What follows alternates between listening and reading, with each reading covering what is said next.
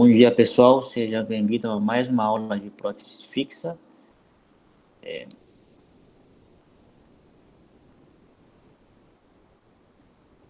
Eu vou tirar minha câmera para que melhore a internet.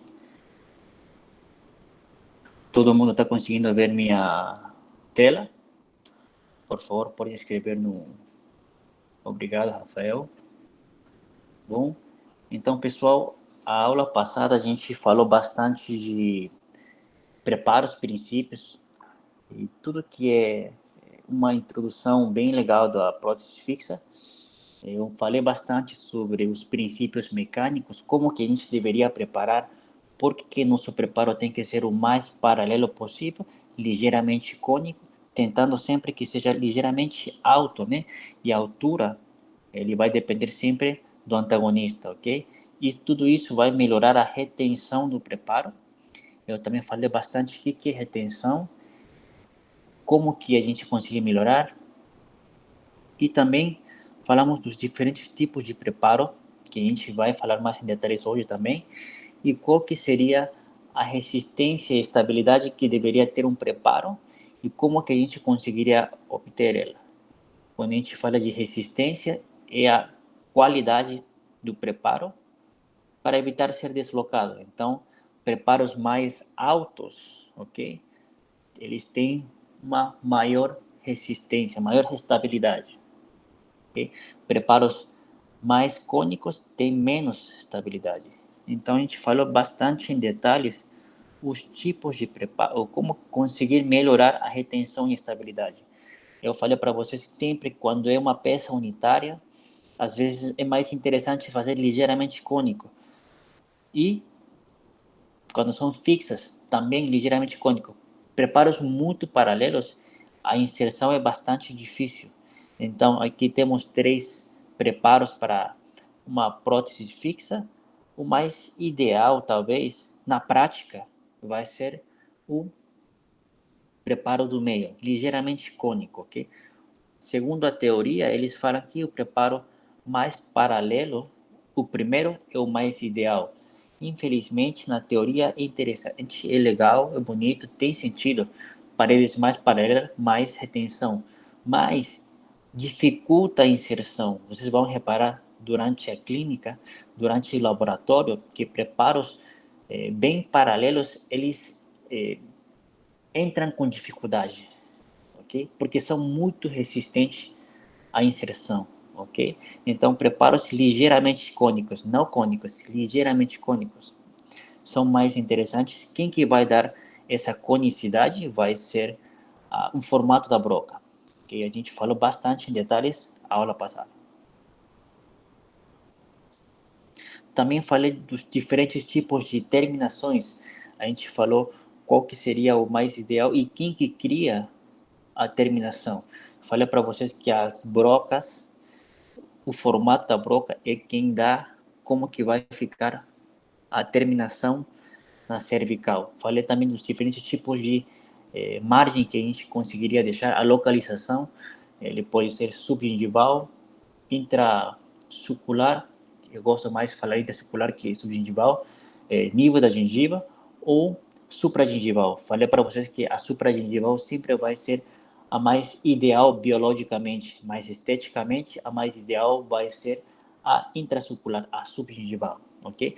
Lembrando sempre que isso vai depender se o paciente precisa mesmo que o término seja escondido dentro da gengiva, ok? Então, falei para vocês dos diferentes tipos de preparos e sempre o preparo mais ideal na prática, o que a gente mais vai preconizar vai ser o chanfro. Em alguns casos, chanferete. O resto dos preparos é teoria. Eu vou falar para você sempre, a teoria é legal, a teoria é bonita, mas na prática é um pouco diferente, é diferente, é diferente, é difícil, sim. Então eu vou tentar de passar o mais viável para vocês, para que seja mais prático durante o laboratório. Então hoje a gente vai falar de retentores intrarradiculares e restaurações provisórias em próteses fixas. Retentores radiculares também podem ser chamados de pinos intrarradiculares, ok? E restaurações provisórias, alguns chamam de temporários, ok? Vamos falar em detalhes esses dois tópicos nos dias de hoje. Então, o que é o pino? O retentor intrarradicular é uma prótese, é uma peça protética fixa intrarradicular destinada a reconstruir a parte da estrutura do dente, ok? Então, eu vou falar em detalhes para vocês quais são os materiais que tem e qual que é o objetivo de colocar o pino. Será que todo dente precisa receber um pino? Será que ele prejudica? Será que ele ajuda ou não? Então, muitos vão perguntar para mim se tem uma vantagem utilizar os famosos pinos de fibra de vidro que hoje em dia a maioria dos dentistas, a maioria dos alunos querem colocar. Eu vou falar para vocês que ele é um pouquinho mais difícil, ele é um pouco mais sensível à técnica, a cimentação é muito mais difícil e ele tem algumas vantagens e algumas desvantagens. Eu vou falar em detalhes durante a aula. Então, durante a faculdade, durante a graduação, a gente preconiza, a gente tem preferência que vocês façam mais a parte de pinos metálicos, pinos personalizados metálicos, para vocês entenderem a teoria que a gente acredita, os professores, nós, a equipe, acredita que seria uma boa base para que vocês consigam depois, futuramente, entender melhor como que dá para fazer uma restauração com pinos de fibra de vidro, porque pinos de fibra de vidro é um pouquinho mais complexo, vou falar também durante a aula. Então, qual que é o objetivo do pino de fibra do pino intrarradicular, independente se é de fibra de vidro ou independente se é de metálico, independente do material, é dar retenção do material restaurador. Ele vai reter o núcleo, ok? Esse é o objetivo do pino, reter o núcleo, reforçar o dente que está destruído e distribuir melhor as forças. Eu vou falar em detalhes disso daqui. Então, quais são as formas de classificar os pinos? Porque existem vários tipos de pinos, mas sempre é bom classificar eles segundo sua técnica de confecção, como que são feitas, sua forma, superfície e material. Quando a gente fala de técnicas, tem dois tipos de técnicas para confecção, para criar, para fazer a para fazer a técnica, para fazer o tratamento. Pode ser personalizado ou pré-fabricado. Como seria personalizado? Que a gente cria um pino anatômico, a gente personaliza o pino só para aquele dente. Os pré-fabricados como são? São aqueles que vêm pronto da dental, a gente compra, a gente cimenta. Qual que vai ser sempre melhor? Sempre o personalizado vai ser melhor. Vai ter melhor adaptação, vai superar, sempre vai ser ideal para aquele dente. A desvantagem é quando é personalizado, precisa de mais consultas. A vantagem do pré-fabricado é que dá para fazer numa sessão. Eu vou falar mais em detalhes como que é feito cada um. Quando a gente fala de formas, no mercado existem várias formas. Existem formas paralelas, cônicas, que isso daí, muitos autores falam que às vezes um paralelo pode ser um pouco pior ou melhor. A gente vai falar em detalhes qual que seria o mais ideal.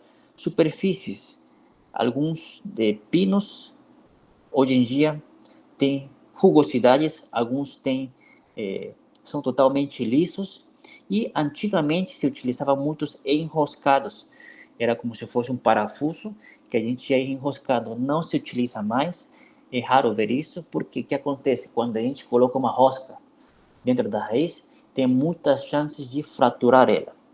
Então, vamos falar em detalhes, vou mostrar alguns exemplos de quais são os pinos mais ideais para colocar.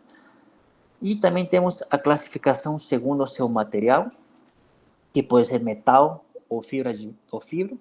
E tem vários outros tipos de materiais, tipo acero, cromo níquel, ouro platino, titânio e fibra de vidro.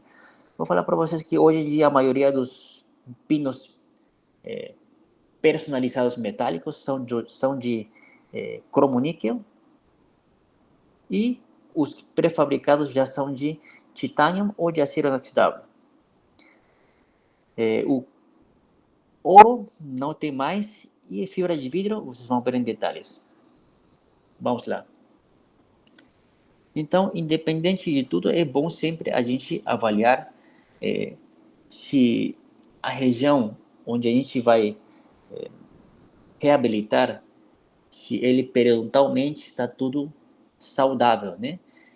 E sempre também avaliar se tem algum compromisso, possibilidade de ter um compromisso de bolsas periodontais. Um minutinho que parece que entrou alguém, eu vou aceitar a Bruna. Bom dia, Bruna.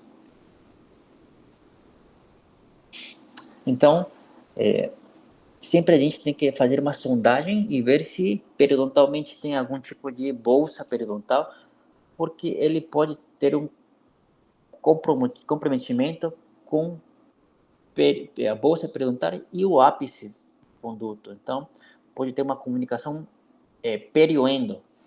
Por quê? Porque quando a gente fala de intraconduto, a gente tem que ter bem claro que a gente vai trabalhar dentro do conduto. Então, a gente tem que saber avaliar como que está periodontalmente para ver se vale a pena a gente reabilitar ele e começar a parte de intraconduto.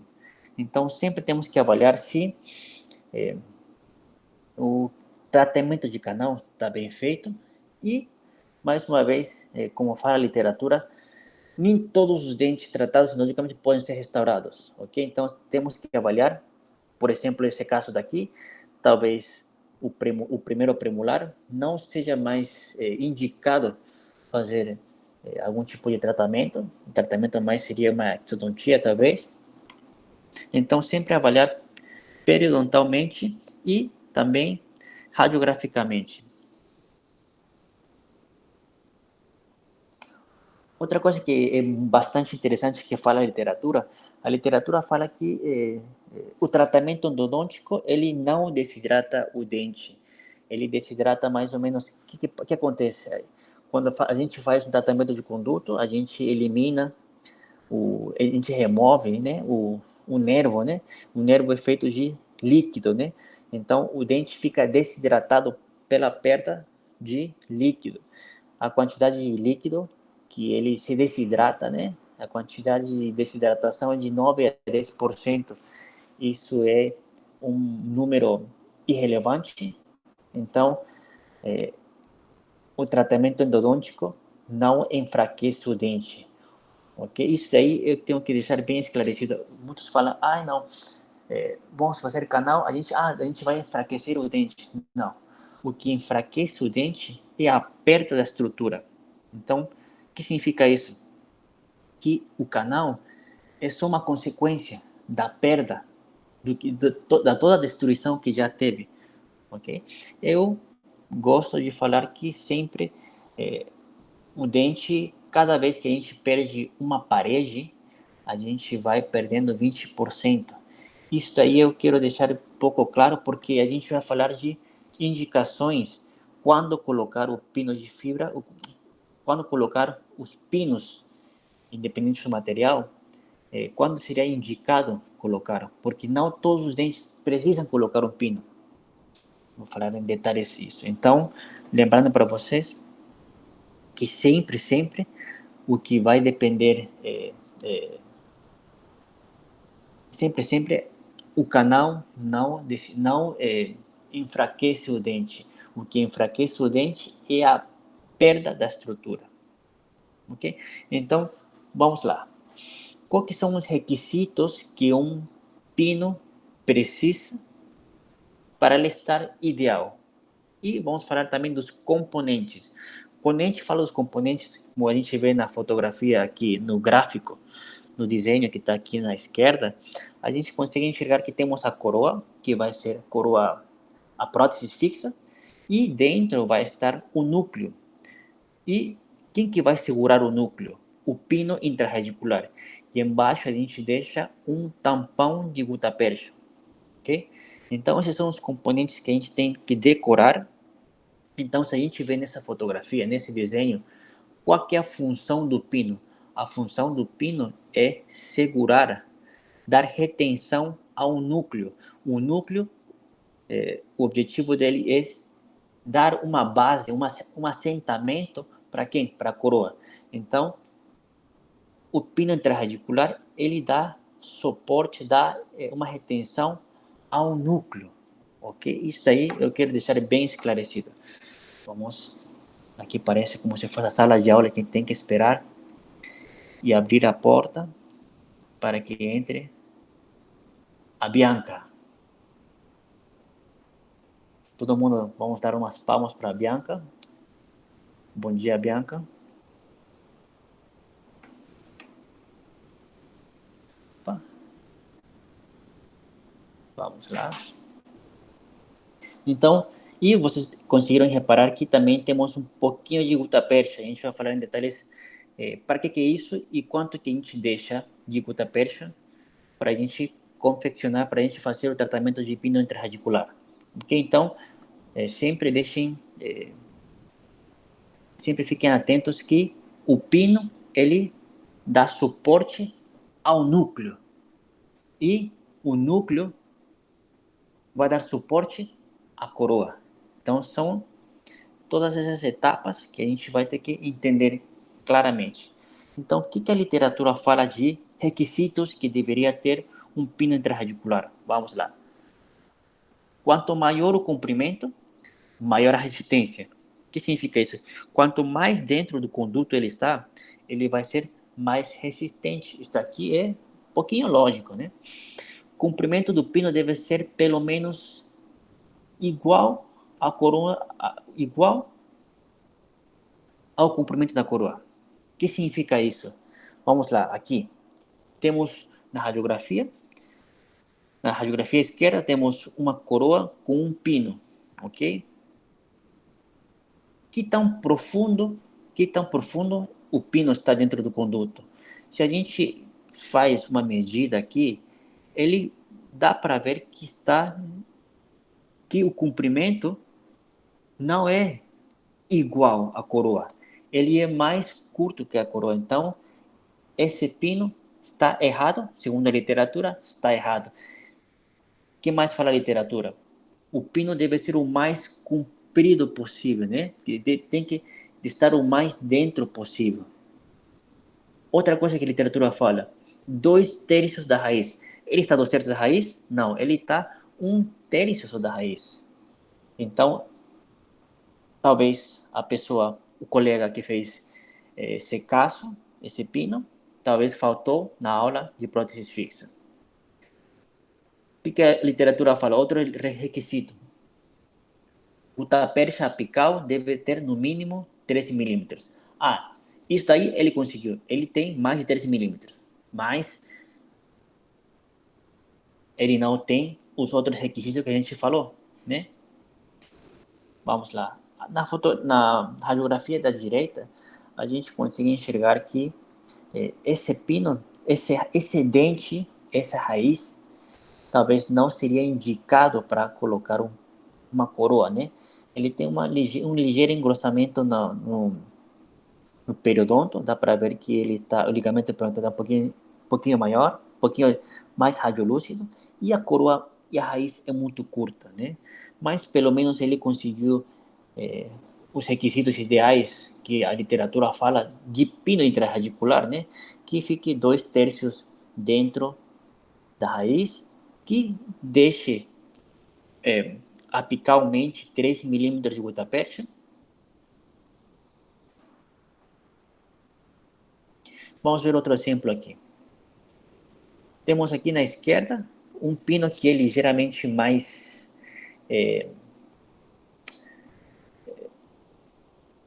cônico, segundo seu formato cônico, o legal do cônico é que ele fica bem adaptado nas paredes, mas a desvantagem dele é que ele pode fraturar facilmente. Eu não sei se vocês conseguem enxergar que o pino é um pouquinho mais grosso que as paredes da distal e da mesial. Então aqui,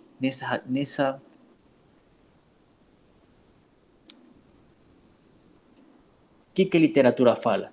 Que ele pelo menos tenha o mesmo grossor que as paredes remanescentes. Se ele tem um pouquinho menos, nessa região ele pode fraturar. Ok? Vamos lá, que outro coleguinha entrou. Tá?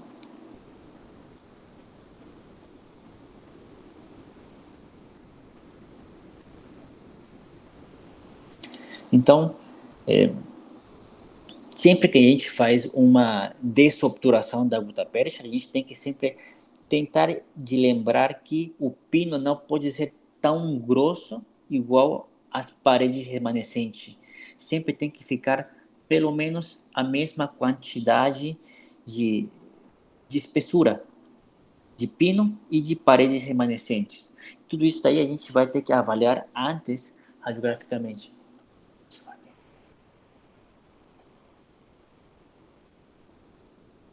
E na radiografia da direita, podemos ver pinos que estão bem curtos. Não sei se vocês concordam comigo, mas o que a literatura fala? O que esses autores que coloquei embaixo eles falam?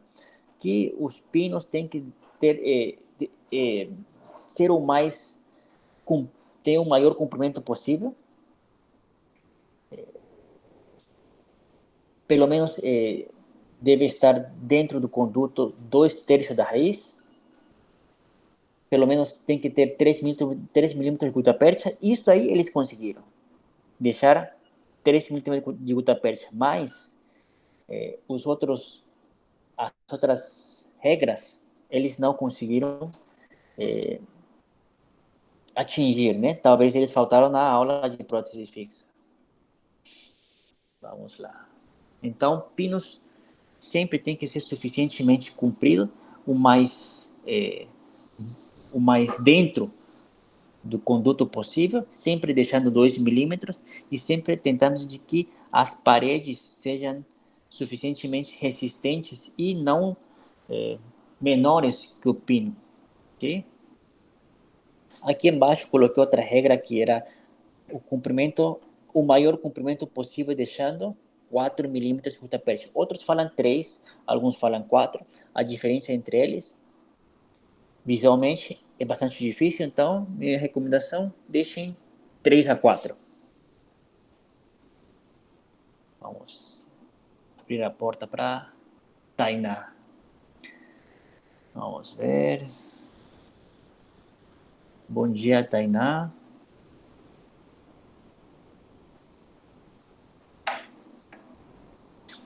Vamos lá.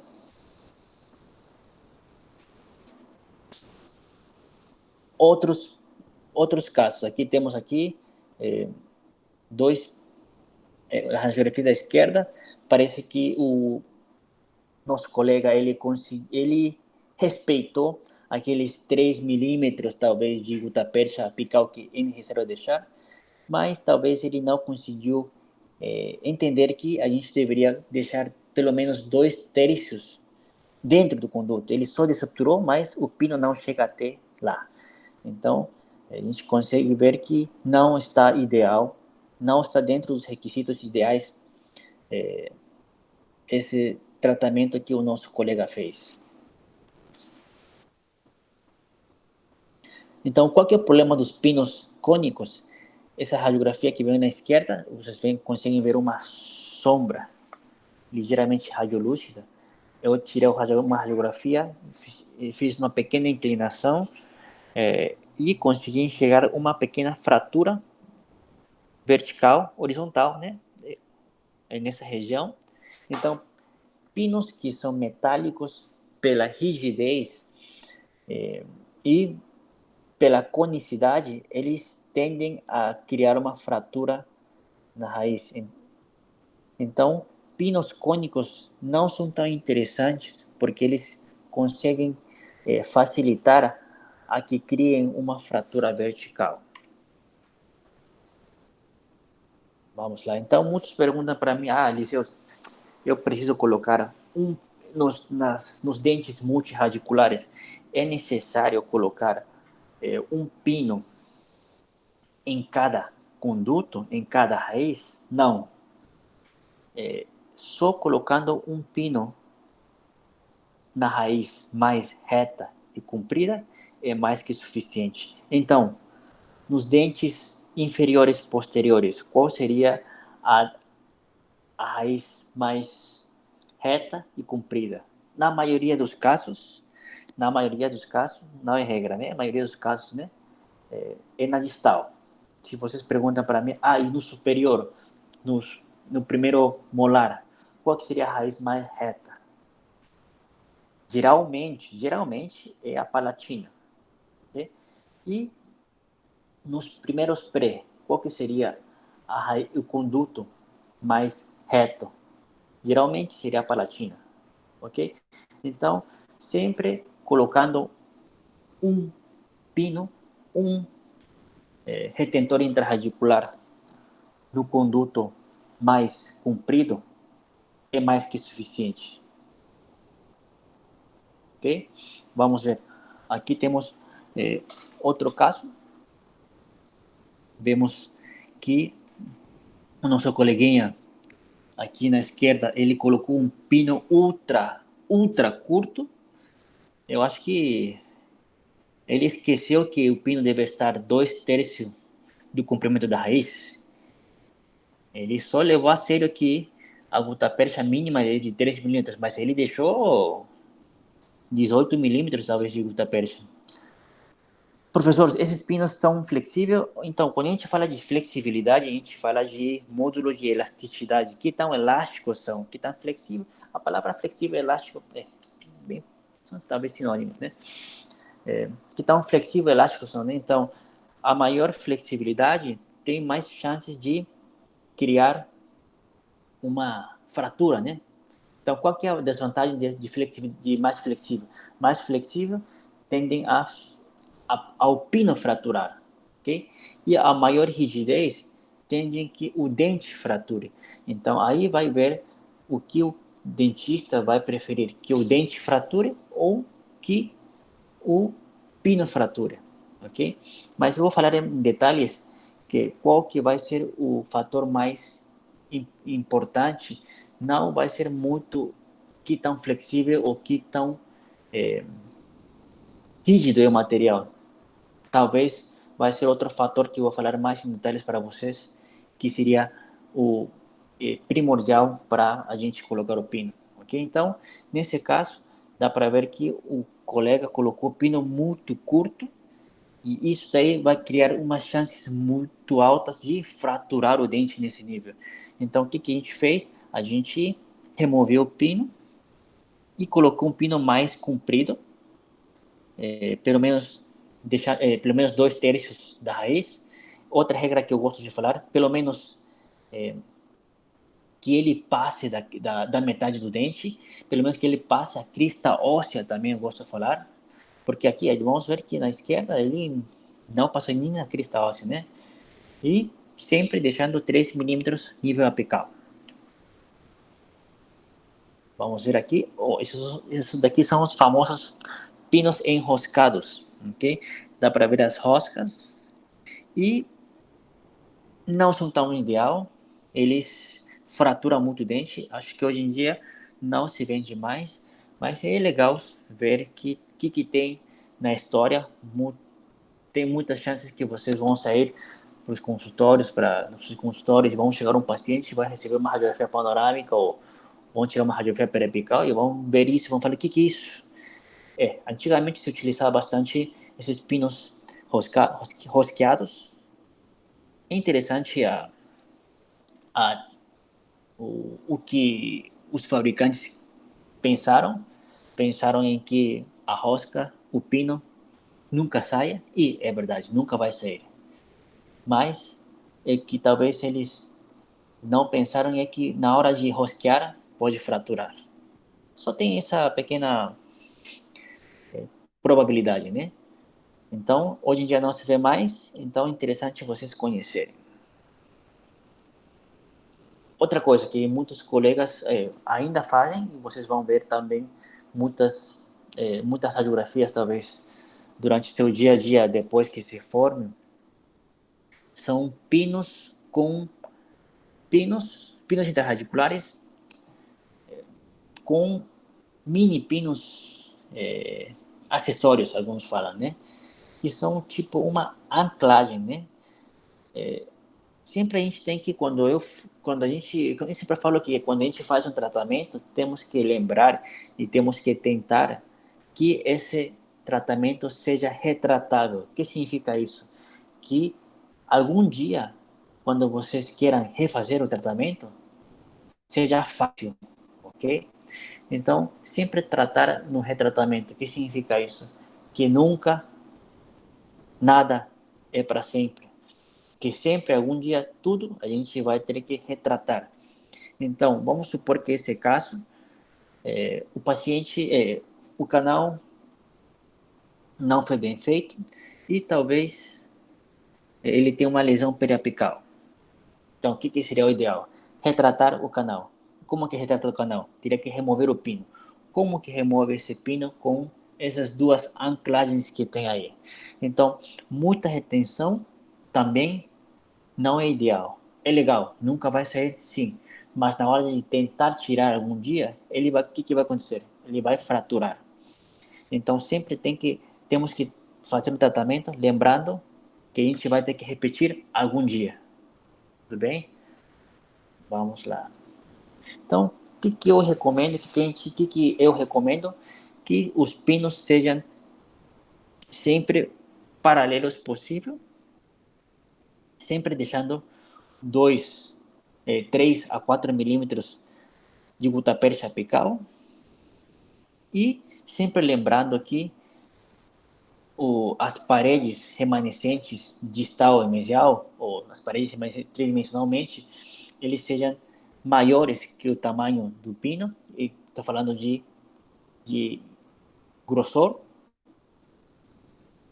de diâmetro, e que pelo menos ele fique 2/3 dentro da raiz. Pelo menos que seja mais da metade da raiz. Ok? Então, esses pinos que vocês estão vendo aqui, essas radiografias, são o mais ideal, está dentro do que a literatura fala como ideal. Então, esse daqui é um caso que chega no consultório, o paciente fala que ele está sentindo que está se mexendo um pouquinho o dente, está com mobilidade. Ele fala que toda vez que ele morde, o dente se mexe um pouquinho e quando ele escova os dentes, ele sangra. Eu falei para ele, bom, vamos dar uma olhada. Então, a primeira coisa é que quando eu coloco o espelho na palatina, eu enxergo isso daqui. Eu vejo que tem muitas chances que esse daí seja uma fratura. Eu falei para o paciente que se a gente mexe nesse dente, a gente vai ter que tratar naquele momento, porque ele tem fratura. Então eu tiro uma foto, mostro para o paciente, e aí ele fica ciente que tem muitas chances de fratura e tem muitas chances de que vai ter que tratar aquele dente naquele momento, ok? Então eu começo a só encostar e o dente estava segurado por Deus.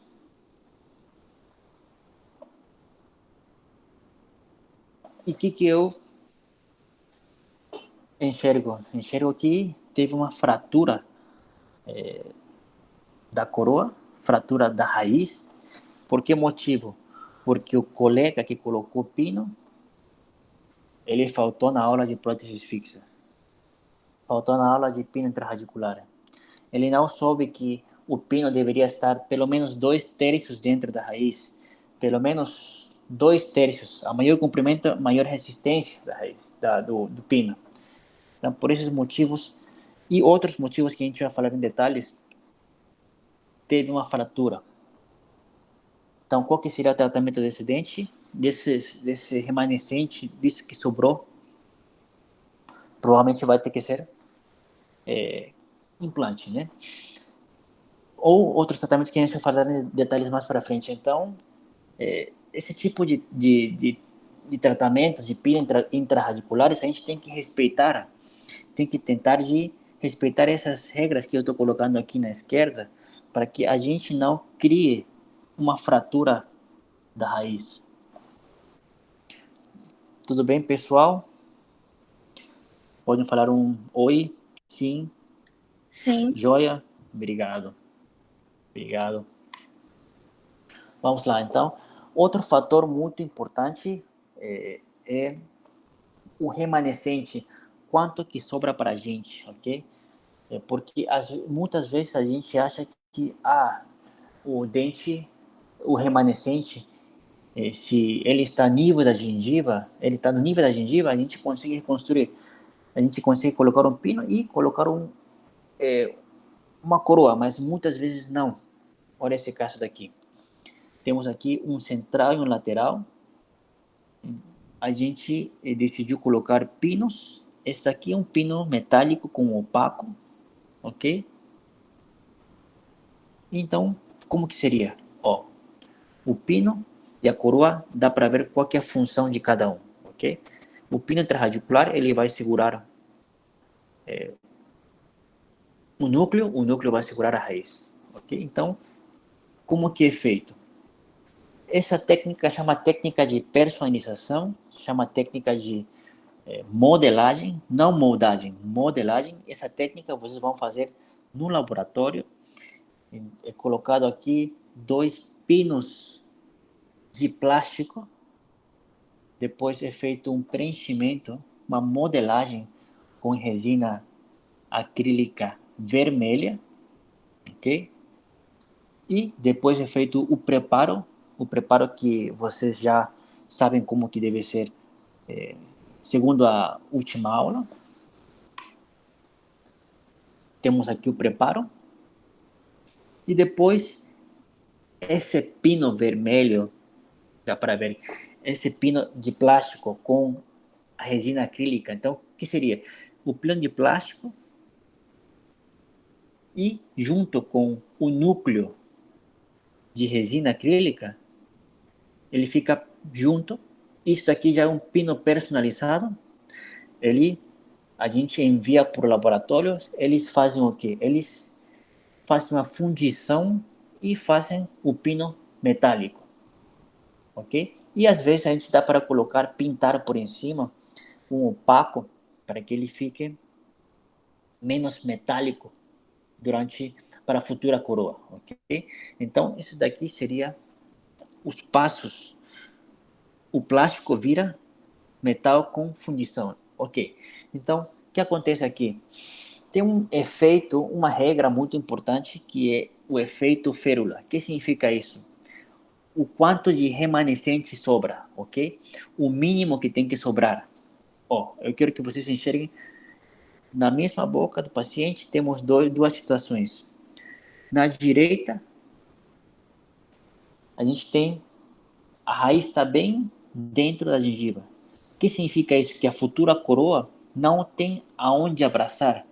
Na direita, na esquerda, temos o remanescente que está um pouquinho, temos mais dente. O que significa que temos aonde a coroa abraçar. Então, sempre que é possível, a coroa tem que abraçar dente. Vamos à diferença aqui? Direita, ele tem um pouquinho mais alto de remanescente, de dente, né? Aqui não tem dente, que significa a direita, coroa abraça dente, a esquerda, coroa só abraça núcleo. Então, o que é efeito férula? Efeito férula é o mínimo que tem que ter o dente para receber uma coroa, que é um mínimo de altura de 2 milímetros, de espessura 1 milímetro, em todo o redor, paredes paralelas. São o mínimo que o dente deveria ter. Então, agora sim, temos o famoso efeito férula. O que significa? Temos dente remanescente em todos os 360 graus, um mínimo de 2 milímetros de altura e mínimo de 1 milímetro de espessor. Se o dente não tem tudo isso, ele não pode receber uma coroa. Então, muitas vezes que os dentes estão dentro da gengiva, subgengival, não tem onde abraçar dente, o que é necessário fazer? Cirurgia. A gente tem que expor mais dente, tem que recortar um pouco de gengiva ou osso e expor mais dente para a gente conseguir fazer, criar mais, enxergar mais remanescente e que a futura coroa abrace o dente. O que significa isso? Que temos que fazer sempre avaliar se o dente remanescente, se o que sobra para a gente é possível, é viável colocar uma coroa. Então, pessoal, efeito férula é muito importante vocês saberem para a gente conseguir abraçar dente. Então, como eu falei para vocês, esse caso, como que a gente conseguiria talvez ter mais dente? Tem duas opções: ou faz cirurgia ou faz uma extrusão ortodôntica. O que significa isso? Neste caso, eu fiz uma extrusão ortodôntica com fio de orto e borrachinhas. Então, aquele paciente que perdeu o dente, que perdeu a coroa, não tinha feito férula. O dente estava, a raiz estava subgengival, então a futura coroa não tinha dente para abraçar. Então eu tinha que expor mais dente para conseguir abraçar. Então o que eu consegui fazer? Eu consegui pegar uma borracha, fazer uns cortes no ligamento periodontal e conseguir extruir, puxar para baixo, puxar e conseguir enxergar mais dente. Isso daqui é possível, é uma técnica bastante interessante, não é tão fácil, mas tudo isso é para quê? Para a gente conseguir ter mais dente remanescente, ok? Então, tudo é para a gente conseguir o famoso efeito férula. Então, pessoal, efeito férula é o mínimo de dente que tem que ter, o mínimo de remanescente que tem que ter um dente para receber uma coroa, ok? Então, eu vou mostrar para vocês como que é feito de a técnica direta, a técnica de modelagem, como a gente consegue personalizar um pino núcleo metálico. Vamos lá. Vamos, aqui dá para enxergar. Então, eu falei para vocês que sempre que a gente vai fazer, vai colocar um pino dentro de um dente multiradicular, só colocando um pino na raiz e no conduto mais comprido é mais que o suficiente. Esse caso aqui é um caso que eu fiz num molar superior. Então, o dente, a raiz, o primeiro molar superior, qual que é a raiz mais comprida? Vai ser sempre a palatina, na maioria dos casos, né? Sempre isso daí tem que ser avaliado radiograficamente. Então, o que eu fiz aqui?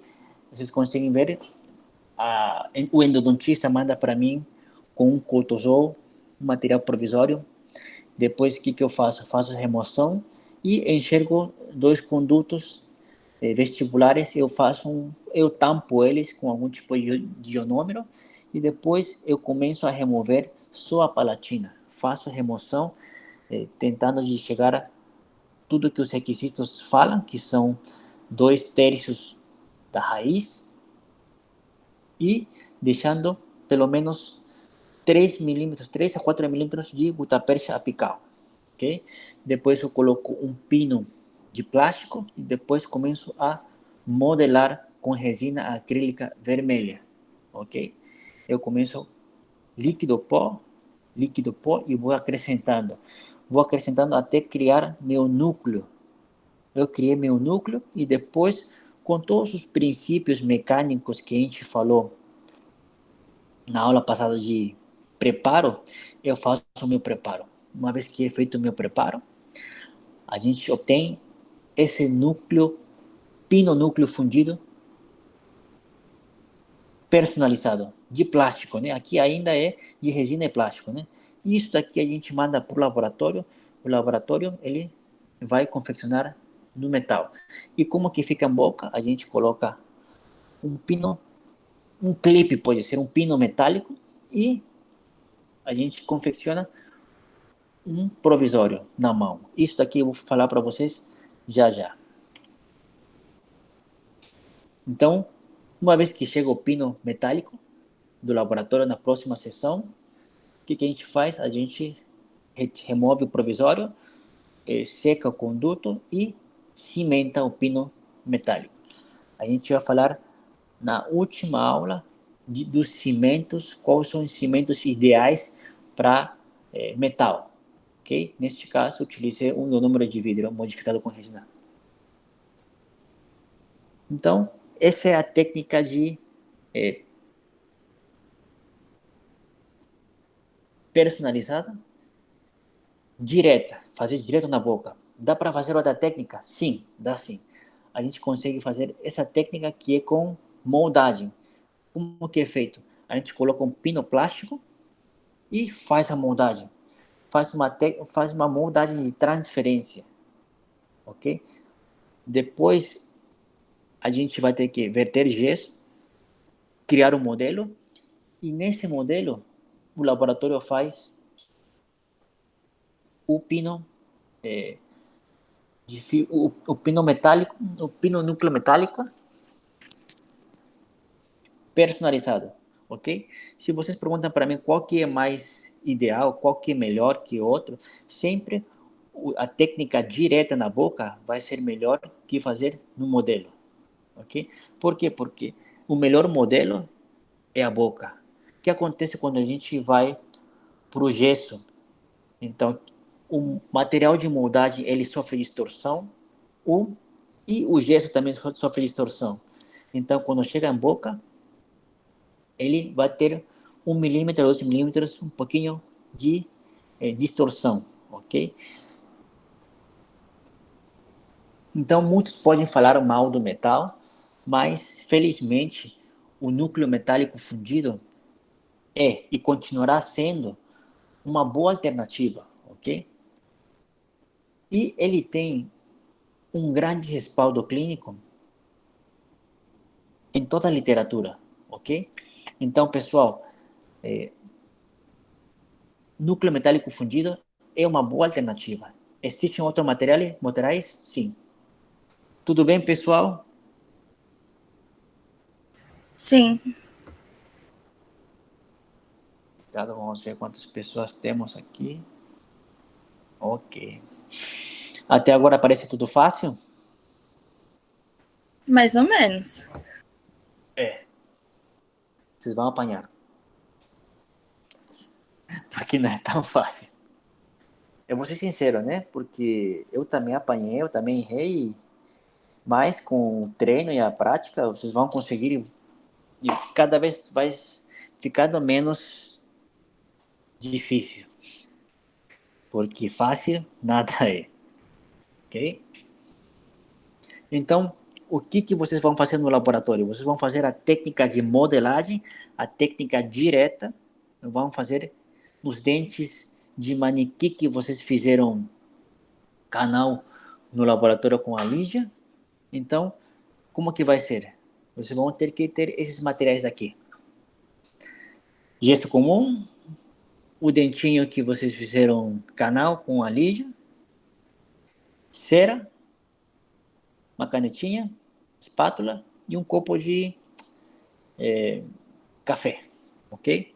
Como que vai ser?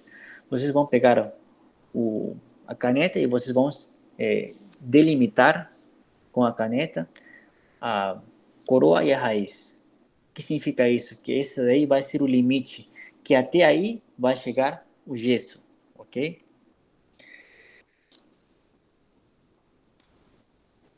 Então, colocam cera no fundo do copo e vocês colocam o dente que ele fique o mais reto possível, ok?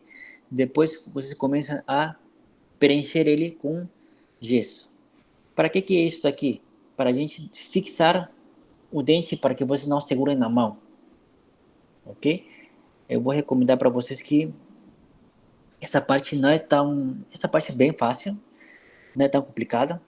É só ter controle da quantidade de água e gesso quando vocês façam essa parte daqui. Uma vez que vocês têm pronto isso aí, vocês vão conseguir já facilmente manipular e fazer o preparo, porque fazer o preparo segurando o dente é bastante complicado, mas fazer o preparo segurando a base de gesso que vocês vão fazer é bem mais fácil. Por esse motivo é que a gente faz essa base de gesso, ok? Então, o que vocês vão fazer de entrada? Esse dente que vocês fizeram com a Lídia, a maioria dos dentes eles estão rígidos. Quando que é indicado fazer um pino intraradicular? Qual que é o motivo de fazer um pino intraradicular? O objetivo dele é criar um núcleo onde a coroa vai assentar.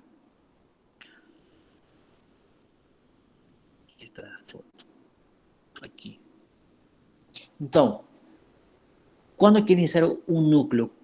Um núcleo é necessário quando tem muita perda da estrutura. Vocês perderam muito estrutura, então é necessário colocar um núcleo. E o núcleo sempre tem que estar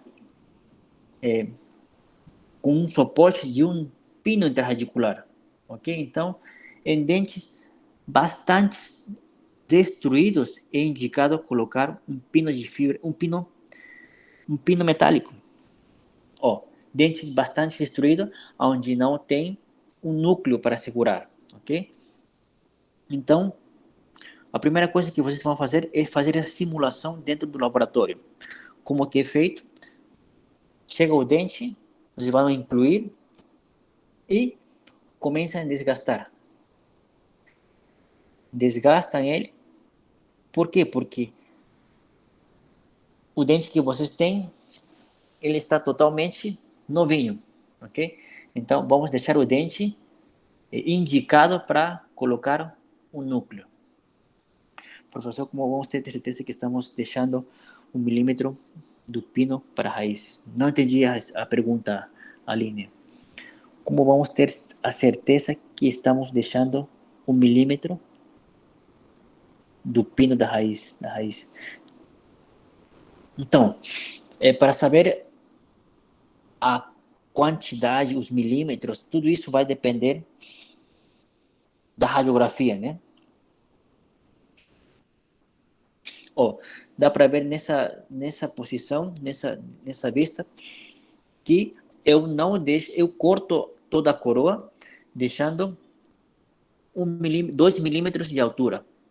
Então, o que a gente fez? A gente delimitou, a gente colocou gesso até. Cara, se liga o ar. A gente colocou gesso até onde a gente delimitou e eu destruí o dente até deixar. Dá para ver a altura? Até deixar 2 milímetros. Que isso daí é o feito férula. Ok? Faço o preparo e a gente faz uma radiografia inicial. Uma vez destruído o dente, faz uma radiografia inicial. Daí a gente escolhe o quê? Escolhe a raiz que a gente vai desobturar. A raiz aonde o nosso futuro pino vai estar. Então, como eu falei para vocês, nos premolares superiores, a gente escolhe, na maioria dos casos, o palatina. Então, chega o dente, a gente inclui dentro da.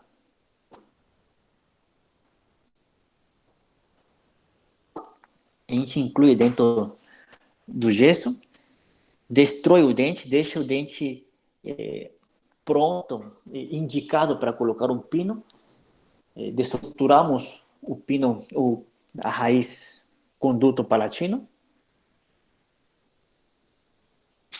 com uma broca que chama largo, broca largo, peso. Pessoal, tá dando para entender? Aline, acho que consegui responder para você ou não? É que eu ainda estou um pouco na dúvida, mas possivelmente no começo a gente vai ter que usar a régua milimetrada, não é? Para ter uma Sempre, coisa melhor? sempre, sempre. Ah, Eu coloquei na lista de materiais, sempre regular milimetrada. E como fazer na boca, né? Vamos supor, quantos milímetros eu sei se eu estou com o efeito férula que o professor está falando, efeito férula 2 milímetros, como que você sabe clinicamente? Sonda periodontal. O dente vai estar destruído, você vai colocar a sonda e vocês vão ver se tem essa quantidade de milímetros suficiente, ok? agora Então, entendi. Obrigada, professor. imagina. E no laboratório vai ser com a radiografia e com a régua milimetrada. Então, essa broca é uma broca largo peso, não é broca Gates, não é Gates, por favor, pessoal. Gates, essa broca é só para endo, ok? Para próteses, geralmente Gates, na hora de fazer isso daqui, de desoturar, se vocês utilizam uma Gates, essa Gates vai quebrar. E vai quebrar e vai ficar aí e só Deus vai tirar, ok? Então, pessoal, muitos colegas levam Gates e não vou falar palavrão, mas dá trabalho depois, ok? Vão perder o dente, ok? Vamos lá, então, a gente desobtura com essa broca. Broca largo, peso, ok? Ah, doutor, professor, tem várias medidas, eles já têm várias medidas, tem vários tamanhos, qual que é o ideal? O ideal é ter todos. Infelizmente, vou falar para vocês, é ter todos. Putz, será que, por que tem que gastar muito? Porque não todos os dentes são iguais, não todos os condutos são iguais. Às vezes, geralmente, o comprimento, o o diâmetro do conduto dos anteriores são um pouquinho maiores, dos posteriores o diâmetro um pouquinho menor, o comprimento dos anteriores é maior, das raízes.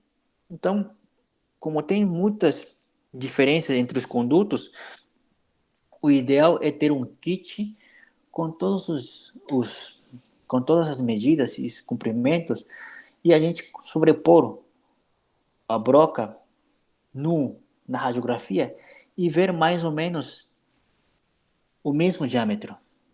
Por quê? Porque se eu utilizo uma broca maior, vamos supor que vocês terminaram o canal com uma lima 35. O que acontece? A broca largo, peso, a menor que tem é mais ou menos uma lima 45, 50.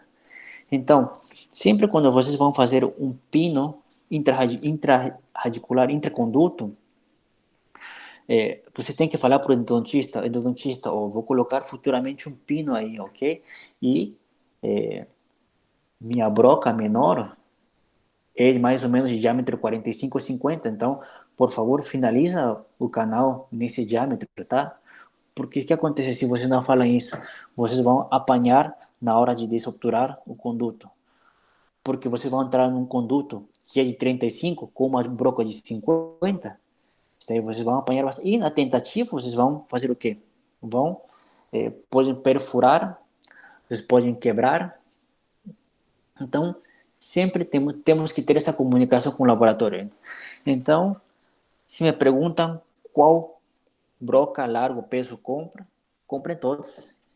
Eu falo isso. E utilizem a broca mais ideal no dente, no seu conduto.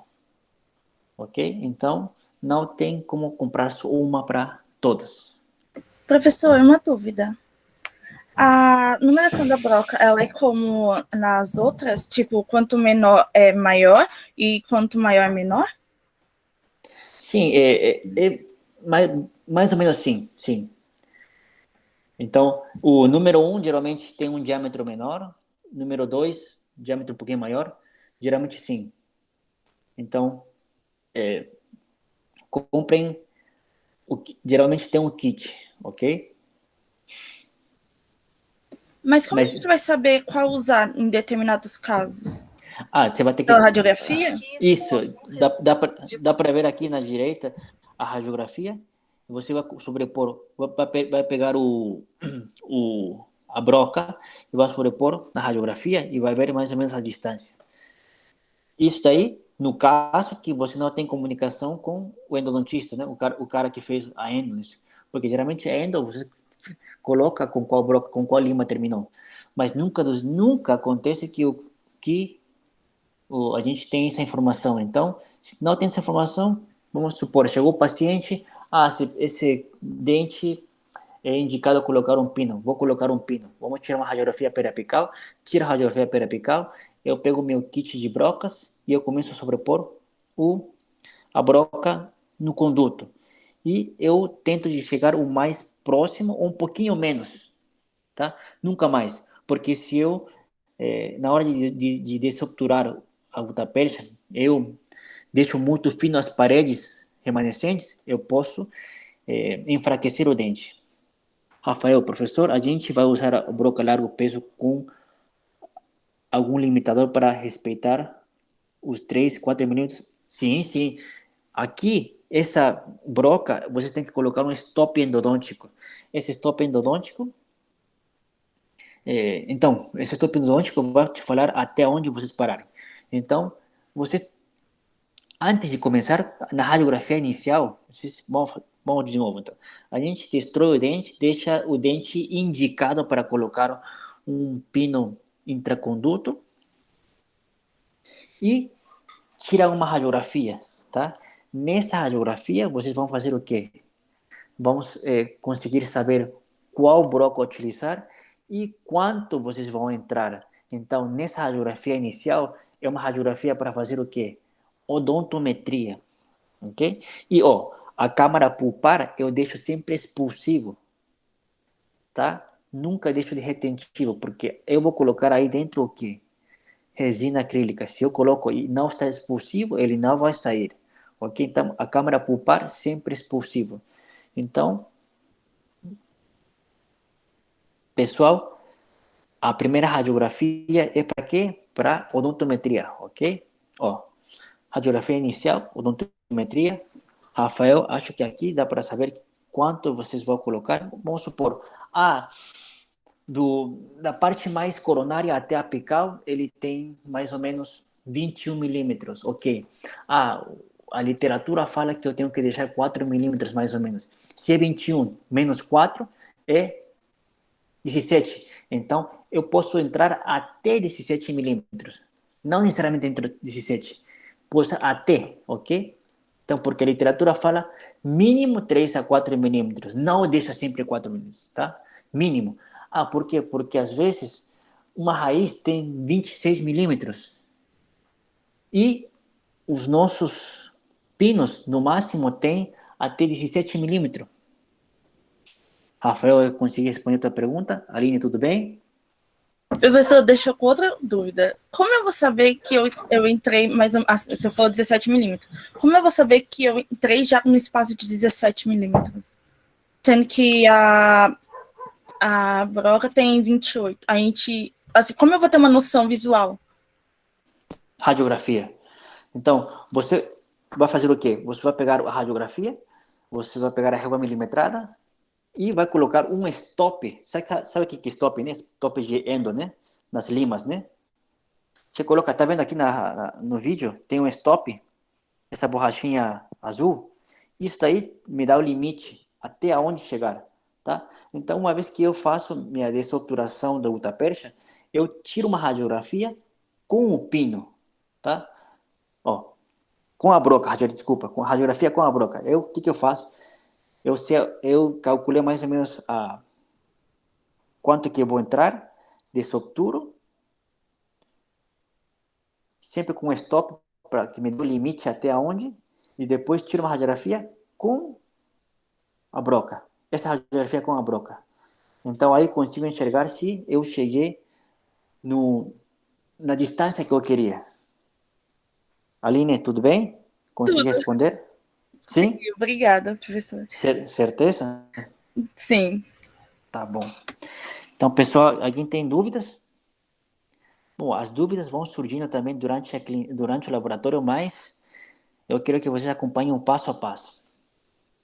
Então, sempre se acompanhem de radiografia, régua milimetrada, stop, sempre antes de começar, vocês determinem quanto que vão entrar, determinem quanto que vai sobrar, e com essas medidas vocês vão começar a desobturar e sempre tiram uma radiografia com a broca para vocês saberem que estão na medida certa. E muitas vezes, putz, vocês falam, será que eu estou dentro? Será que estou bem no caminho certo, no caminho errado?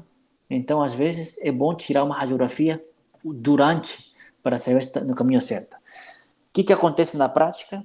Na prática, acontece que quando você está desobturando e começa a sair só gota percha, legal. Mas quando você está desobturando e não sai gota percha e só sai um pozinho branco, se lascaram. Porque aí vocês vão ficar na dúvida, putz, será que estou no caminho? Será que estou perfurando? Será que estou no caminho certo? Vou falar para vocês que na clínica do ano passado, acho que 3 alunos perfuraram.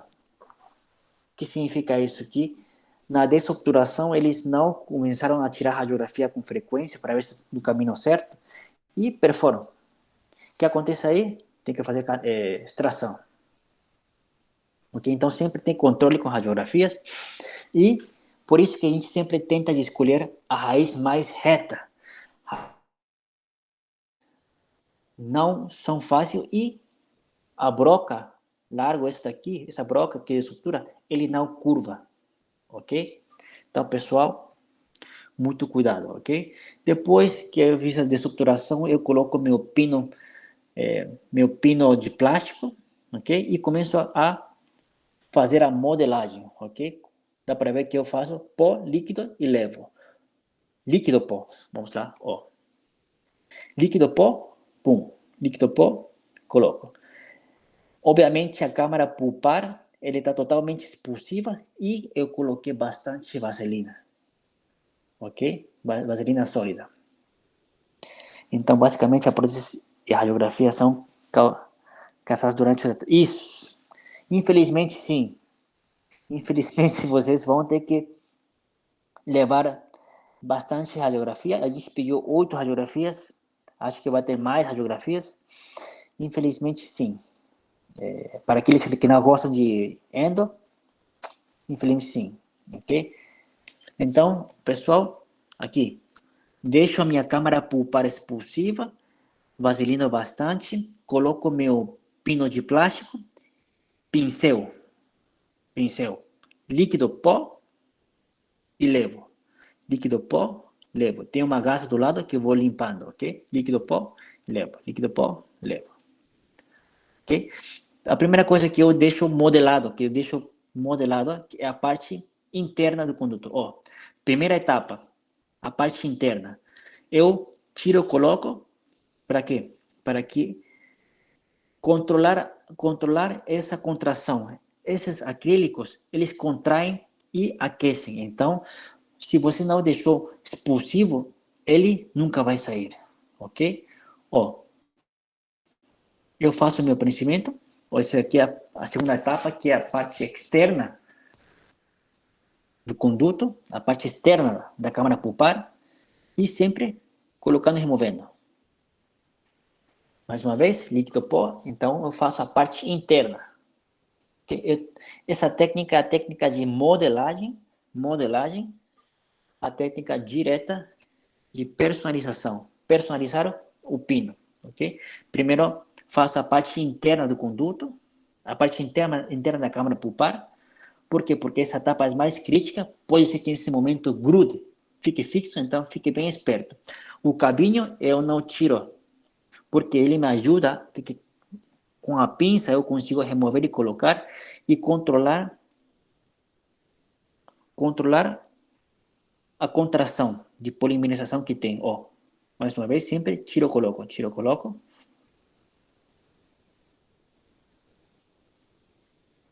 Então, primeiro a parte interna e depois a parte externa. Quais são os materiais que eu utilizei aí nesse vídeo? São esses acrílicos vermelhos, ok? Acrílicos vermelhos. Temos essas duas marcas. Essa marca Duralei é a mais famosinha. É muito caro? Sim, é muito caro. A Dakota é outra marca. É mais barato? É mais barato? Sim, é mais barato. E o pino de plástico que vocês viram aí, esse pino chama pino pinjete, ok? Vou falar para vocês, um pacote de pinjete, um pacote de pino de plástico, dá para um grupo de 10 pessoas, tranquilamente, ou um grupo de 5 pessoas, tá? Então, podem aí fazer uma vaquinha com um grupo e comprar só um pacote, porque esse daí vai sobrar bastante. Eles eu posso comprar com alguns amigos o Duralei? Sim. O acrílico vermelho? Sim. Eu recomendaria que comprem em duplas ou em trios, porque ele vem bastante, utiliza um pouco e é bastante caro. Qual dos dois você recomenda? Eu sempre recomendo Duralei, que eu gosto mais, mas é 3 vezes mais caro, ok? Então, Alice, eu posso ser o Dakota? Sim, eu utilizei várias vezes, Dakota é bom, custo-benefício é bom, funciona muito bem? Sim, ok? Então, pessoal, pode comprar em grupos esses materiais, ok? Alice, eu posso utilizar um acrílico branco, um acrílico transparente, outro? Não, tem que ser esse acrílico vermelho. Por quê? Porque de todos os acrílicos que tem no mercado, esses acrílicos são feitos para isso.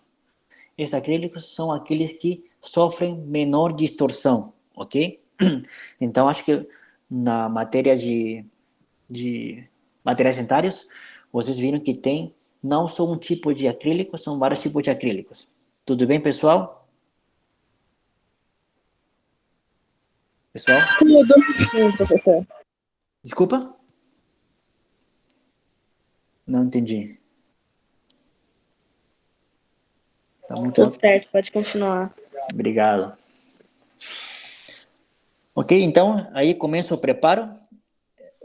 A parte do preparo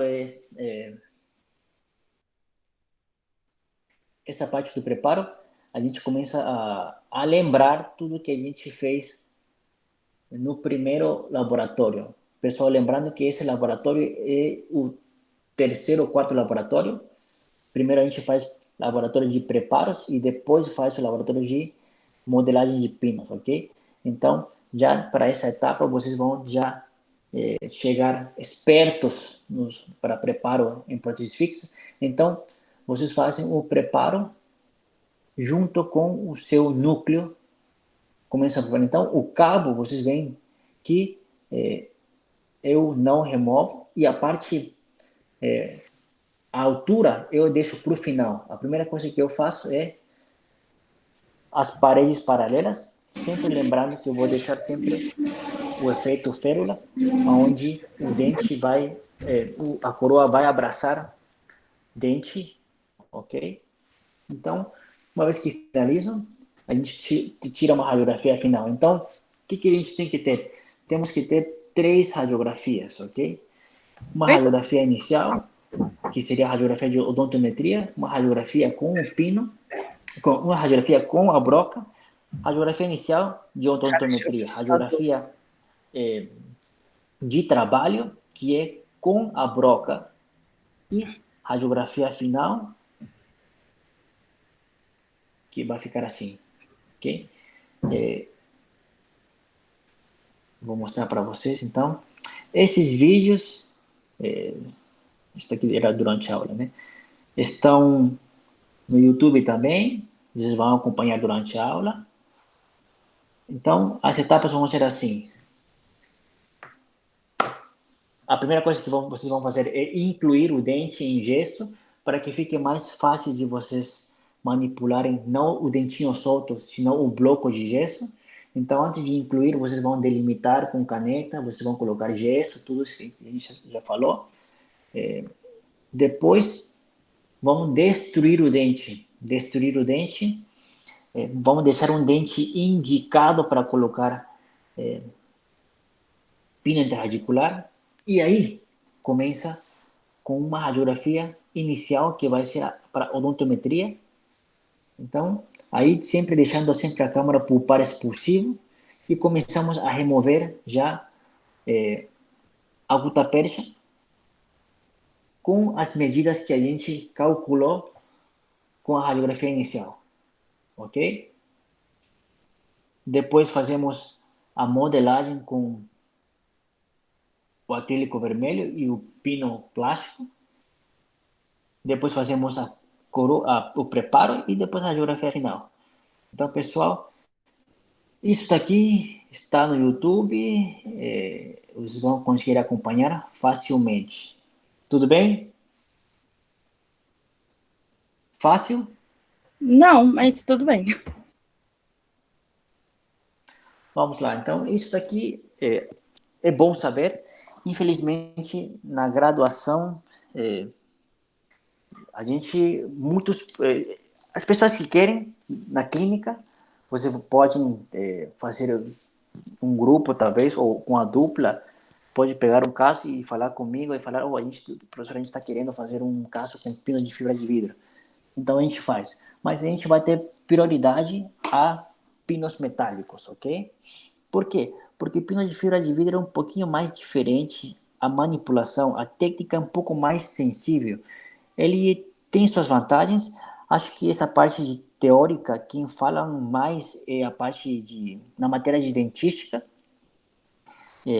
A técnica, o procedimento, o passo a passo é basicamente parecido na parte de desobturação, mas aqui o diferente vai ser a cimentação. Ele é muito mais difícil.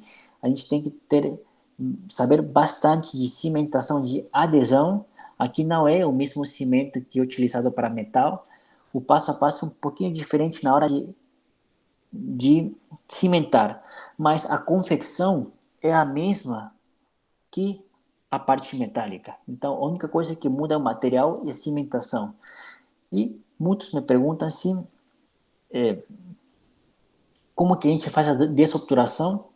Então, quando a gente fala de fibras de vidro, os materiais são um pouquinho mais novos, então o mercado ele já criou brocas e pinos de fibra de vidro ideais. O que significa? Que o ideal é que cada pino tem que ter sua broca, o mesmo diâmetro. Isso é o ideal, ok? Então, por que acontece isso daqui? Porque esses daqui não são pinos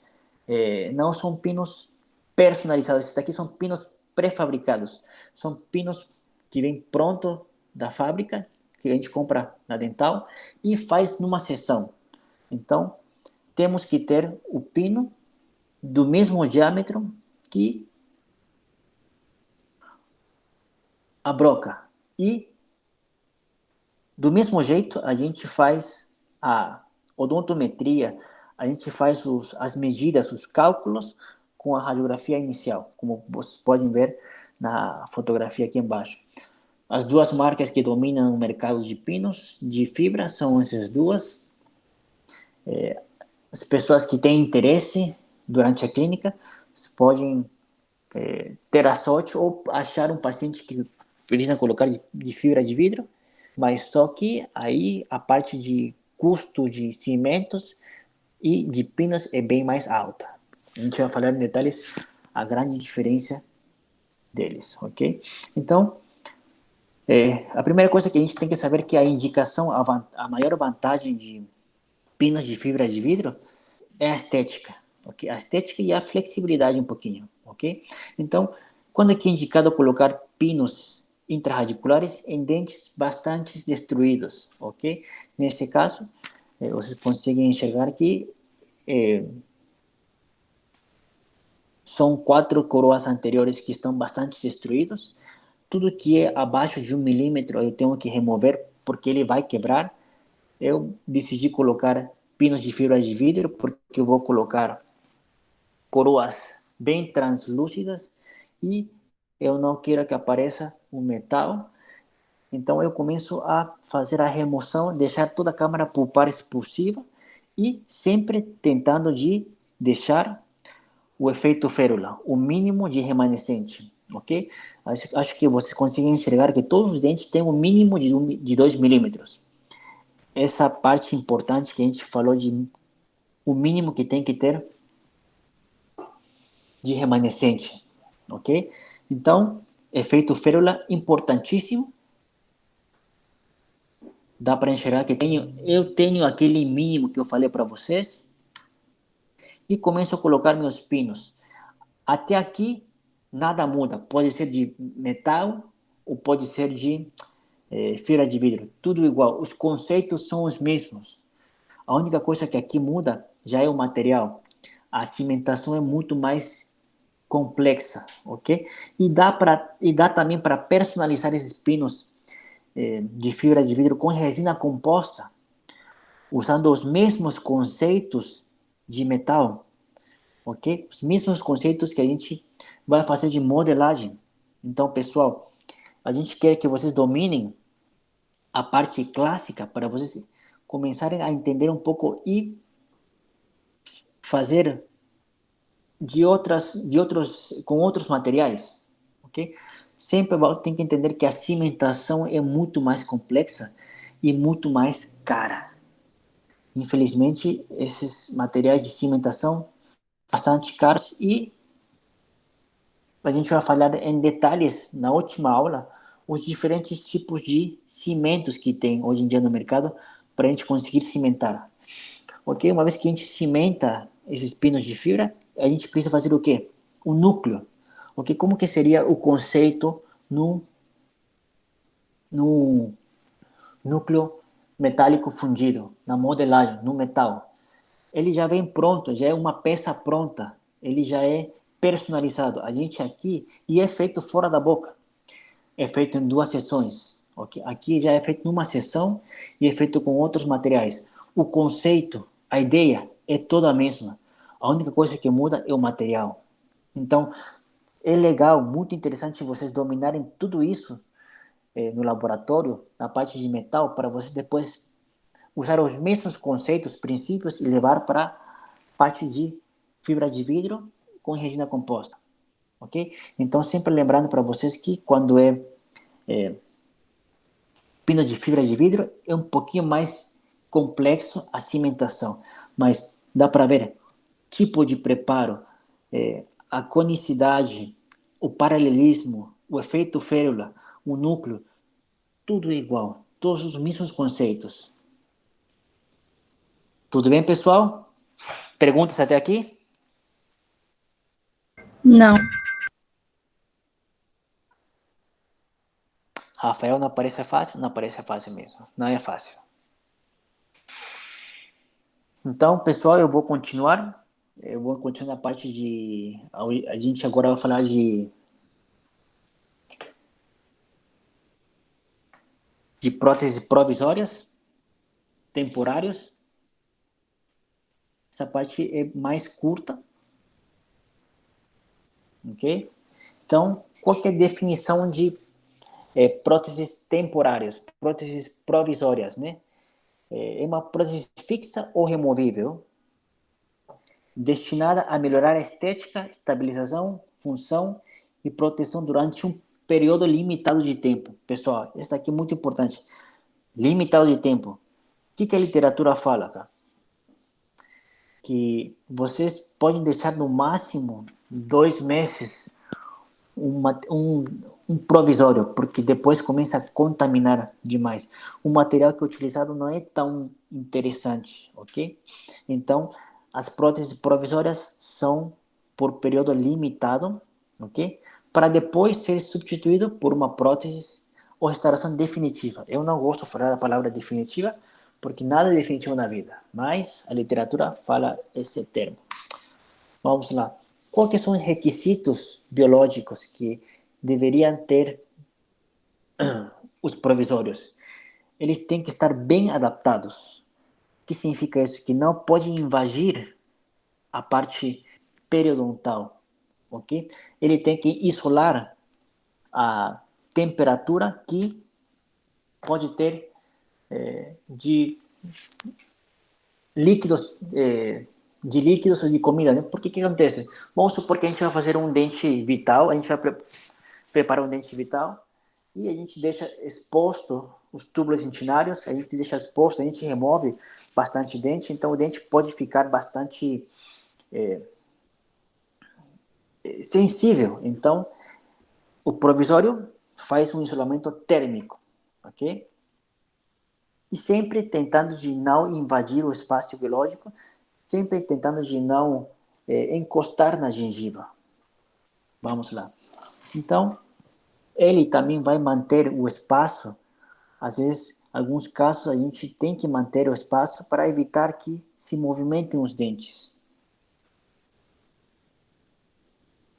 E, muitas vezes, de forma para estabelecer fonética e a dimensão. E para saber também o planejamento futuro. Para esses casos, o provisório é ideal.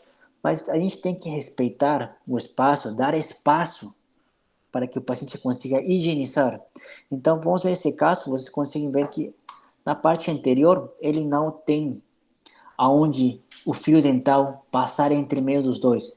Então, nas ameias, nas papilas, também não tem espaço onde a escova entrar. Vamos ver na palatina, pior ainda. Então, nesses casos, o paciente não consegue higienizar. Então, se vocês fazem um provisório sem deixar espaço para higienizar, o paciente, até o dia da consulta da cimentação, ele vai vir com toda a gengiva inflamada. Então, sempre é ideal vocês dar espaço, criar espaço para que consiga o paciente higienizar. Então, a gente tem que fazer sempre o preparo ideal. Então, pessoal, se vocês não criam espaço suficiente para a futura coroa, não vai ter nem espaço para o provisório. Então, esse provisório vai ficar estendido. Então, o que significa? Que o provisório seria uma boa base para saber se vocês prepararam o suficiente ou não. Se vocês não prepararam o suficiente, ele não vai, o provisório vai ficar muito fino. Então, você vai ter uma ideia, tá, o provisório está ficando fino. Então, será que tem um espaço suficiente para aqui entrar metal e cerâmica? Não, tem que desgastar mais. Então, muitas vezes, é ideal fazer primeiro o provisório e depois moldar. Por quê? Porque depois de preparar, a gente faz o provisório e a gente consegue saber a espessura certa e ver se tem suficiente espaço. Se não tem suficiente espaço, eu preparo de novo e faço outro provisório até ter a espessura certa, ok? Qual seria o espaço ideal entre a gengiva e o provisório?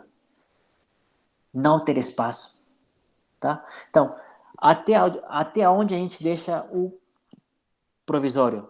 O provisório tem que ele fechar no término.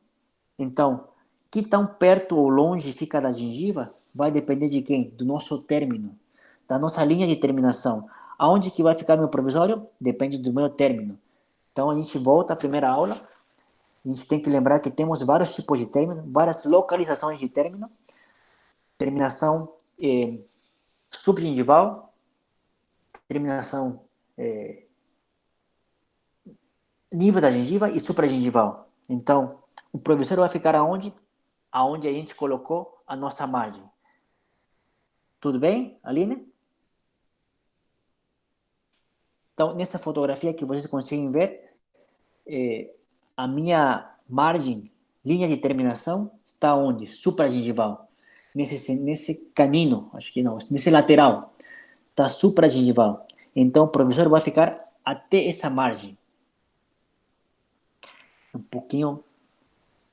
Essa aula, acho que é a primeira vez que eu dou online. Quando é ao vivo, é um pouquinho mais empolgante. Aline, meio confuso ainda? Ok. Então, acho que mais vou continuar e acho que durante a aula eu vou conseguir responder a tua pergunta. Vamos lá. Ok? Então, temos aqui como fazer o provisório. Tem várias técnicas para fazer o provisório, ok? Essa técnica é a técnica que eu vou mostrar para vocês. Talvez a gente faça no laboratório, ok? Bom, eu faço o preparo. Depois que a gente faz o preparo, a gente coloca a vaselina no preparo. Pega os dois dappings, coloca acrílico para provisório e líquido em pó e tampa ele. Faz uma bolinha e pede para o paciente morder. Depois, com a mão, a gente cria um dente. Essa técnica que eu gosto mais, mas é uma técnica bastante difícil. Vou falar para vocês. Sinceramente, é uma técnica que precisa de muita habilidade e muita noção de forma, ok? Eu, sinceramente, acho que todos temos que saber forma muito bem. Então, acho que essa técnica é uma técnica interessante, mas é bastante difícil, ok? Fazer um dente de literalmente pó líquido, ok? Então, tem outras técnicas, sim. Vamos supor, o paciente chega com o dente bastante destruído, ok? E antes de a gente preparar, a gente faz o quê? A gente molda com um silicone. A gente então já tem um formato, uma forma do dente. Vou mostrar para vocês.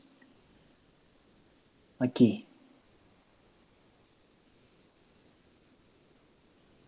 Então, o paciente chega, a gente cria, reconstrói o dente e depois faz uma moldagem, para depois fazer o preparo, ok?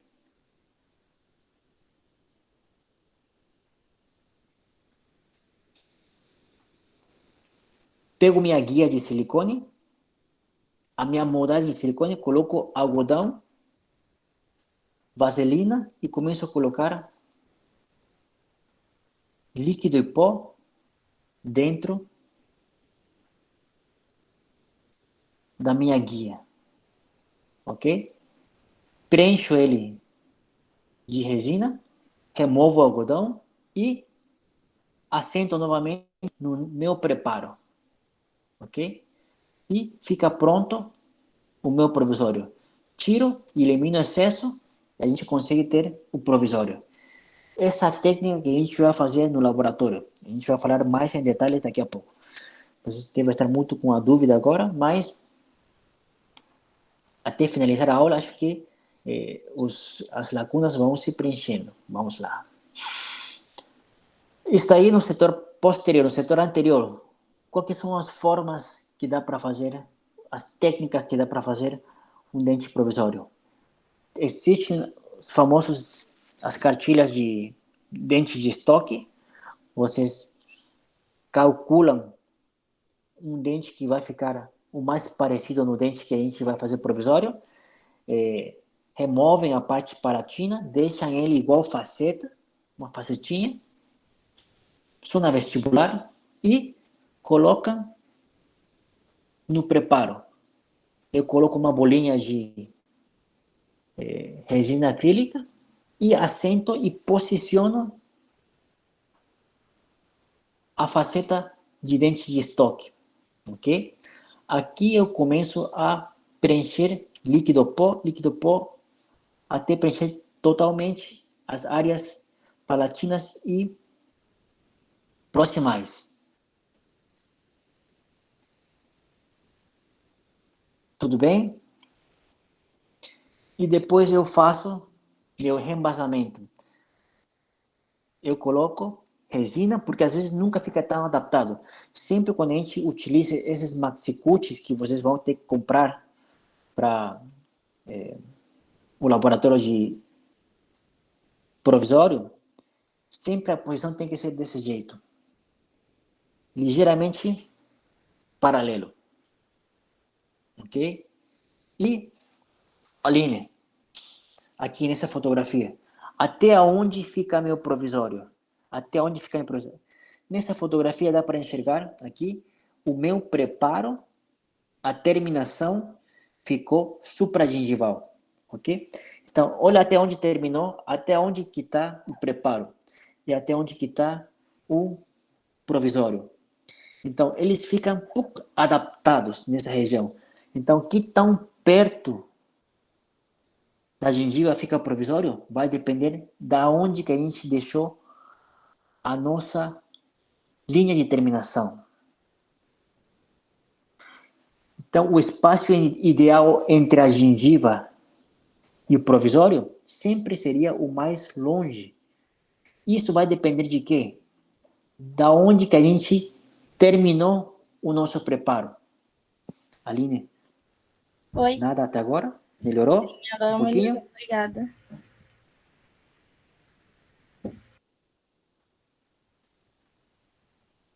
Ainda? De Eu não novo? entendi. Isso é difícil, hein? Difícil não saber a reação da pessoa. Oi? Bom, eu vou continuar. Qualquer coisa, vocês escrevem aqui nas mensagens, ok? Então, muitas vezes, o acrílico não preenche o suficiente e a gente coloca, sempre tem que remover e enxergar se tem um pouquinho faltando. Então, a gente faz um preenchimento com resina acrílica. Pessoal, eu acho que vocês estão reparando que a parte de próteses está caindo na internet. Vou sair daqui. Estão me ouvindo? Sim? Vamos lá. Estão reparando que a prótese tá. Estão reparando que a prótese é bastante habilidade, é bastante técnica, depende muito de treinamento, ok? É muito detalhes milimétricos, ok? Mas vocês vão conseguir.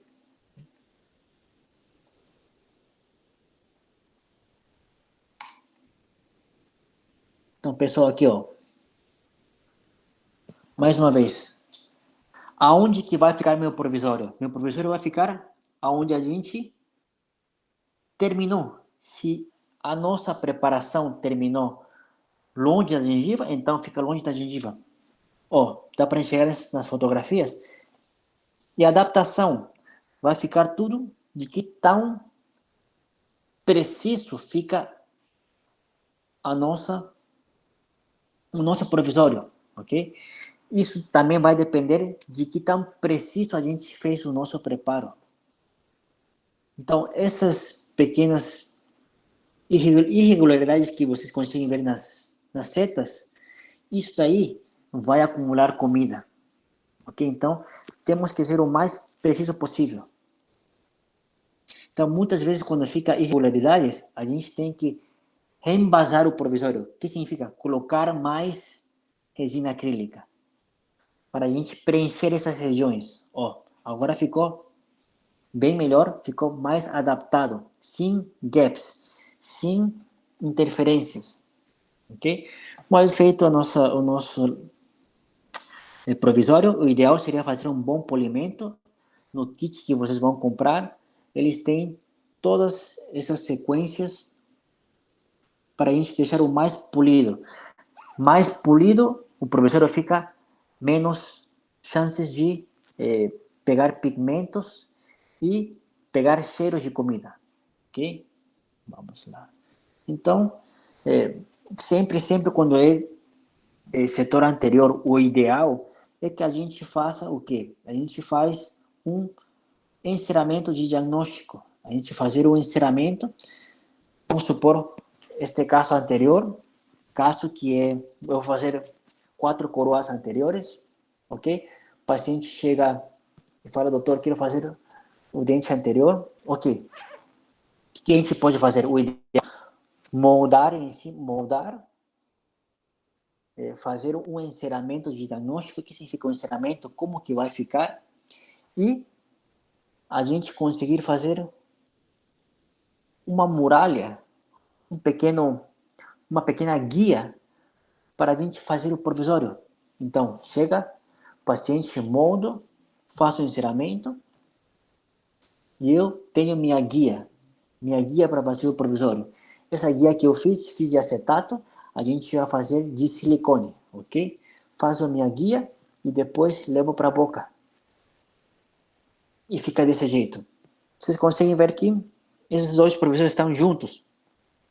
Mas eu deixei bem na meia, bem na papila, um espaço para que o paciente consiga passar um superfloss ou uma escova interdental para que consiga se higienizar a papila, ok? E não fique inflamado. Então, sempre que é possível, a gente faz uma guia para que fique um pouco mais fácil para a gente confeccionar o provisório, ok? Então, hoje em dia, na maioria dos casos do setor anterior, eu, pessoalmente, mando fazer para o laboratório um enceramento de diagnóstico, para eu saber como que vai ficar futuramente e para criar depois minha guia de provisório. Okay? Então, se é possível, a gente faz uma guia de provisório para a gente conseguir fazer o nosso provisório mais fácil. Tudo que a gente tem planejamento antes, já tem feito antes no modelo, fica mais fácil ir para a boca. Então, muitas vezes, esse daqui é um caso que eu fiz na época da graduação, 12 anos atrás, mais ou menos. Eu me lembro que eu pensava fazer aqui uma prótese fixa de 4 elementos. Prótese fixa que vai de molar a canino, os meus 2 pilares, tá? Então, eu pensava colocar 2 pônticos. Então, nesse caso, seriam 2 premolares, pônticos, premolar, pilar e molar, pilar. Respeitando a lei de antes, sempre uma prótese fixa no máximo de 4 elementos. Então, eu vi que, segundo eu, naquela época, e segundo o que fala a literatura, o pino não estava ideal, não estava com 2/3 dentro da raiz, ele estava bem curtinho, então o que eu decidi fazer? Eu vou remover esse pino, porque segundo o que eu li, não está ideal. Então, eu vou trocar essa coroa, ok? Então, na hora de trocar essa coroa, eu vi que também não tinha efeito férula. Então, na fotografia de baixo, eu decidi fazer um aumento de coroa clínica. Decidi expor um pouco mais de dente. Então, deixei um pouco a gengiva mais para cima com cirurgia, ok? Para criar efeito férula. Depois, o que aconteceu? Durante a semana, o paciente comeu alguma coisa dura e quebrou o dente. Quebrou meu pilar. Então, o que aconteceu aí? Teve que extrair esse premolar. Então, o que eu tive que fazer? Fazer uma ponte de canino a molar. Ponte fixa de 5 elementos, que não é indicado. Eu sei que não é indicado, mas não tinha jeito. Então, o que eu fiz? Eu já tinha pronto meu provisório de canino a molar e no dia da cirurgia eu fiz a extração e na região do pôntico do dente que eu extraí, eu coloquei resina composta e eu criei um pôntico ovoide, onde ele ia assentar no alvéolo da cirurgia. Então, o que eu fiz? Extraí o dente, ele ficou com um pequeno buraco, né, no alvéolo, né? Eu coloquei o provisório de um jeito ovoide, então desse jeito a gengiva vai cicatrizar. Então, o que eu fiz? Eu guiei a cicatrização com o provisório. Isso é interessante fazer com os provisórios. Os temporários conseguem guiar a cicatrização.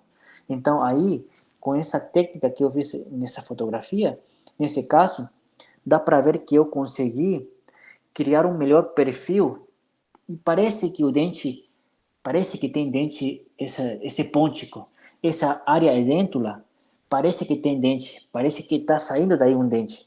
Então, dá para fazer isso com os provisórios, sempre tendo uma planificação antes, um planejamento antes e com encerramento, e dá para confeccionar provisórios que guiem a cicatrização, ok? Então, em muitos casos, é necessário, é ideal fazer um encerramento antes, para com esse encerramento criar uma guia de silicone ou de algum outro material para fazer o provisório. Isso aí facilita muito a confecção de provisório. Porque fazer na mão ou fazer com dentes de estoque é bastante difícil. Eu mostrei para vocês as técnicas que nos primeiros slides, mas sempre é mais fácil, mais interessante, mais certinho fazer um planejamento antes, moldar antes, encerrar antes e criar uma guia para fazer o provisório. Então, pessoal, como que vai ser? Esse caso daqui, esse daqui eu fiz o provisório com material bisacrio, ok? Esse aí é meu provisório, eu acho que ficou bastante interessante. Então, como que vai ser no nosso laboratório? Nosso laboratório vai ser assim. Vocês vão ter o seu manequim. Antes de tudo, vocês vão colocar os dentes completos. Então, vamos supor que esses são o nosso encerramento. Vocês vão fazer uma moldagem. Okay? Vamos criar uma guia de silicone. Uma guia provisório. Então, vocês podem fazer essa moldagem com uma moldeira ou podem fazer uma moldagem sem moldeira. Eu indico fazer com moldeira, ok? Dá para ver aí? Ó, sem moldeira. Então, o que eu estou simulando? Estou simulando como isso daí fosse um modelo feito, um encerramento.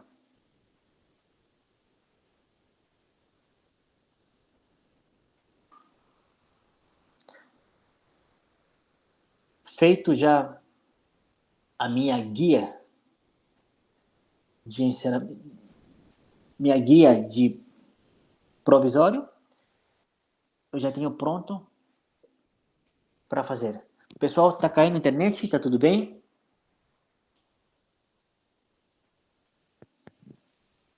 Ok, obrigado. Então, essa simulação é como se fosse a gente fazer essa guia, essa moldagem, essa guia de silicone num modelo encerado, tá? Mas a gente vai fazer como? Desse jeito.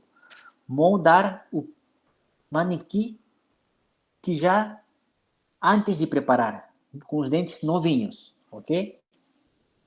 Então, a gente vamos fazer a simulação de uma prótese fixa. O que significa uma prótese fixa? Uma ponte fixa, ok? Então, eu vou ter que extrair um dente, ok? Então, vamos lá. Eu faço a extração e coloco cera e eu vou tampar meu alvéolo, ok? Então, temos pronto aí os nossos dentes que vamos fazer a prótese fixa, ok? Preparo meus dentes, como a gente fez no primeiro laboratório. A gente vai fazer no primeiro laboratório. A gente coloca vaselina em toda a região e coloca algodão e começa a isolar eles com vaselina, ok?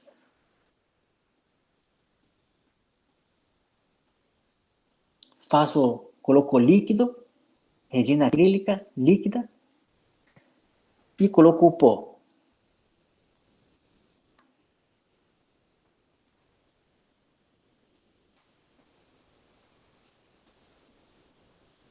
Faço o preenchimento, sempre coloco líquido primeiro, depois pó, começo a preencher pouco a pouco, ok? Uma vez que eu tenho a maioria preenchida, espero um pouco, espero a face borrachuda passar um pouco, espero perder o brilho. Ó, dá para ver o brilho que perdeu? Removo o algodão, Se não tinha algodão, tudo acrílico ia encostar no dente, naquele dente. E nos dentes que eu preparei vaseline, eu assento, coloco. Ó, dá para ver todo o excesso que está saindo? Ó. Esse manequim é manequim parcial, vocês têm um manequim completo, é mais fácil. Pode ficar tranquilos. Essa silicone é uma silicone de condensação, tá? Silicones que são qualquer desses daí, vocês podem comprar, tem que ter a silicone, a base e o catalisador, ok? Uma vez que a gente coloca a guia com o acrílico dentro, espera o tempo de polimerização e temos pronto o nosso provisório, quase pronto, na verdade, né? Com os MaxiCut a gente começa a remover os excessos que tem, ó.